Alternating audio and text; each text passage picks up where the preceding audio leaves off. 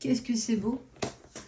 De l'abondance et de la réussite, hein. On voit qu'il y a un pas qui est franchi, j'ai envie de dire, il y a même, pour moi, en fait, un palier. Il y a, en tout cas, une forme d'abondance qui se présente et qui t'apporte une certaine forme de réussite. On sent que le personnage, c'est comme si tu allais être hyper fier de toi, de tout ce que tu as mis en place. C'est pas forcément récolter ce que l'on a semé, c'est ouvrir ses mains pour aller vers une forme d'abondance. Alors, chacun a son envie d'abondance, chacun est en accord avec ça. Fais preuve, bien sûr, de discernement.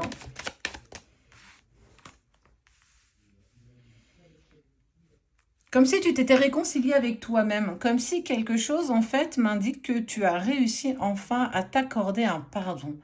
Je me pardonne et j'ai eu envie d'aller justement vers ce pardon parce que j'ai parfois fait des choix, pris des décisions ou saisi des opportunités qui n'étaient peut-être pas alignées avec toi. Il y a eu effectivement des choses, et ça c'est tout à chacun, où parfois on a tendance à prendre des décisions qu'on ne voulait pas, qu'on ne souhaitait pas, peu importe pour quelle raison cela a été pris. C'est en lien avec une rencontre forte. Et ouais,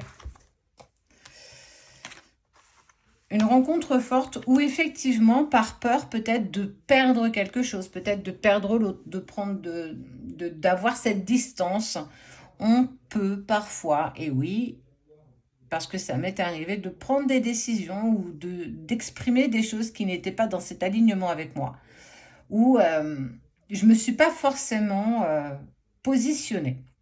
J'ai laissé venir et j'ai laissé couler. Et on te dit qu'effectivement, dans cette rencontre qui a été intense, et encore je trouve que le mot est faible, ça n'a pas changé. Ça n'a pas changé, j'ai envie de dire, la suite des événements. Ça n'a pas changé justement cet espace de séparation peut-être que tu vis actuellement, parce qu'elle fait partie justement du parcours. La séparation fait partie de ce que nous devons vivre pour aller vers nous-mêmes, pour aller justement vers le pardon.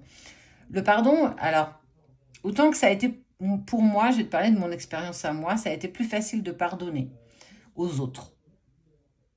Parce que j'ai compris certaines choses, certains mécanismes que ces mêmes personnes avaient.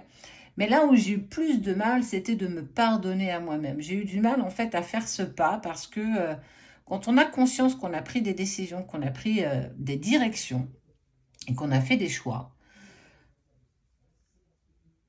eh ben, on est souvent un peu moins indulgent avec nous-mêmes qu'avec les autres. Et donc, en fait, ce pardon a été un peu plus long, un peu plus laborieux.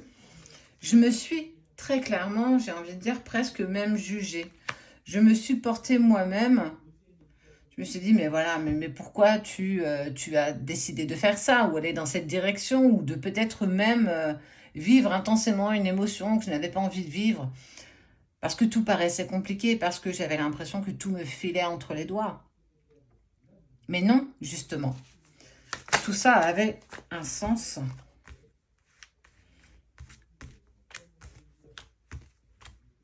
Parce qu'il y avait, et tu auras aussi encore des réponses qui tarderont à arriver. Et que on t'amène justement pour que tu puisses te réaliser, que tu puisses être acteur ou actrice de ce que tu souhaites.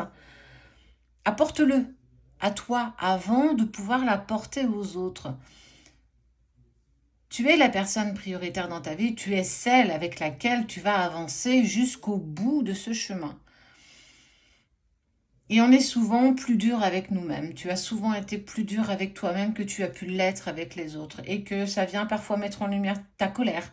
La colère que tu as quelque part contre toi et non pas contre l'autre ou contre une autre ou contre la situation.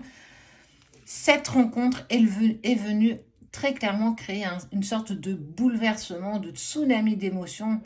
Mais surtout mettre en lumière tes parts un peu plus fragiles.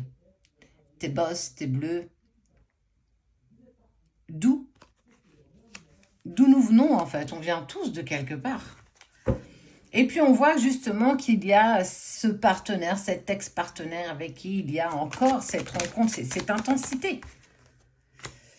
Et en fait, effectivement, on te demande de travailler, peut-être, je ne sais pas si ça te parlera ou pas, d'aller travailler ta lignée familiale qui te permet justement de te transformer.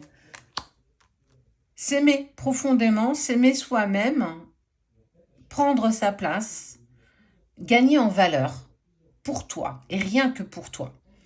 Tu es la plus belle personne. Tu es la plus belle personne. On te rendra plus jolie, une paire de boucles d'oreilles, un bracelet, un collier. Mais si on les enlève, ça ne fait pas de toi une personne moins jolie, moins rayonnante ou rayonnant. Ou vous, messieurs, une montre ou un collier, peu importe. C'est vous et vous-même que vous devez aimer d'un amour inconditionnel, d'un amour durable. Cette transformation demande du temps, de l'apprentissage, de la patience. Rien n'est figé. Tout bouge à chaque instant. D'autres opportunités, d'autres choix, d'autres possibilités. Elles s'offriront au moment opportun. Il y a encore un travail de fond à mettre encore en place tous les jours, j'ai envie de dire tout le monde.